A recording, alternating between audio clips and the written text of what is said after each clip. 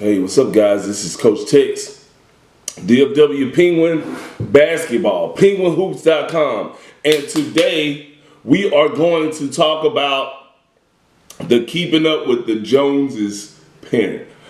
Tex, what do you mean by that? Okay.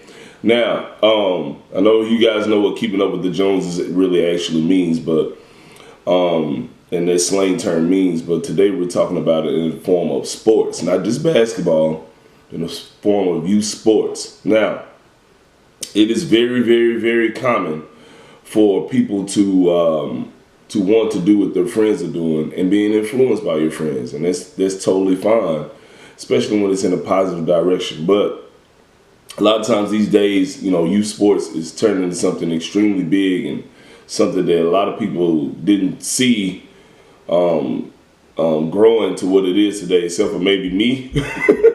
And it's a huge deal, not only with sports, but socially.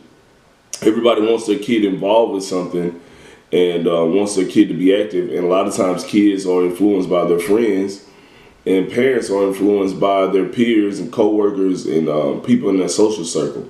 But what I'm talking about here today is being a parent that gets caught up in that, to where you kind of lose yourself in following what your friends or your peers are doing and taking your kid into that. Meaning, if let's say my son's name is Bobby and my best friend, his son plays on this team, on another football team, and I'm perfectly fine with my son being on this team separate from my buddy's team, but I constantly get caught up in him influencing me to move from team to team with him, and it ends up turning into a downward spiral to where I look up 2 years from now, my son's been on 8 teams in 8 months, and it's really easy to do because your friends influence you. You're always with your friends talking about things like that, talking about what your kids are doing, but I'm here to let you guys know, okay, one key, we're just going to talk about it from a parent standpoint, not a player standpoint, not a coach's standpoint, but just as a parent. Okay, it's okay to be your own parent and do your own thing. It's okay for your child to do their own thing. And you have to know that many times other parents, that are friends of yours, that are, associates of yours, that are coworkers of yours, they will try to get you. Let's say they start off on a team with you and they go to another team, right? And your son or daughter is still doing well on the current team that you're on, and their kid has moved on. They will try their best to get you to make that change as well.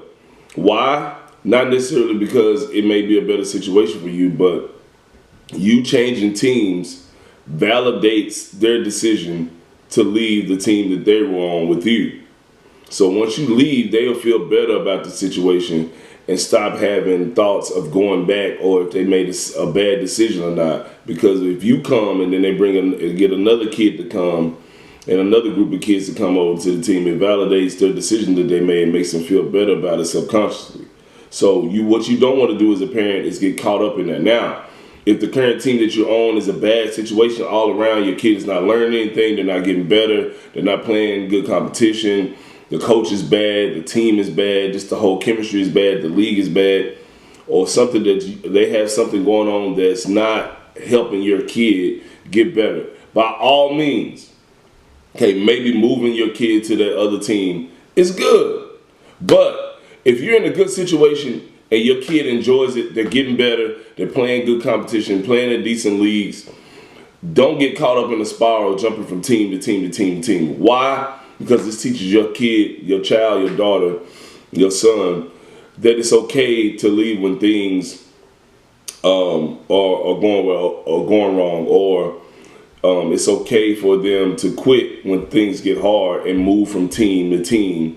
And it ultimately will teach them to never be satisfied with something that's going well and always look for the next best thing. So what you want to do is make sure that as a parent, and some of you guys may say, well, Tex, you don't have any children. Guys, I've been around this so much and seen so much and seen so many parents in my program get caught up in this spiral. They leave, go to 2 or 3 teams within a 5-month period and come right back And it takes a really strong parent, a really strong-minded parent, a really strong group of parents and say, hey, this is a good situation for my kid. I'm cool with you doing this, friend, with your child. I'm cool with you doing this, friend, with your child. But I'm going to stay here because this is a good situation for me and my family.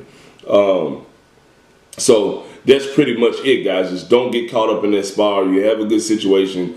Don't be afraid to stay in it. It's okay to try new things every once in a while, but don't get caught up in the downward spiral, jumping from team to team, because you're not teaching your child how to endure different situations and adversity, or appreciate something good when it's there. Okay, you don't want to teach your kid to always look for higher ground, always look for the grass that's green on the other side when the grass is green enough in your own yard.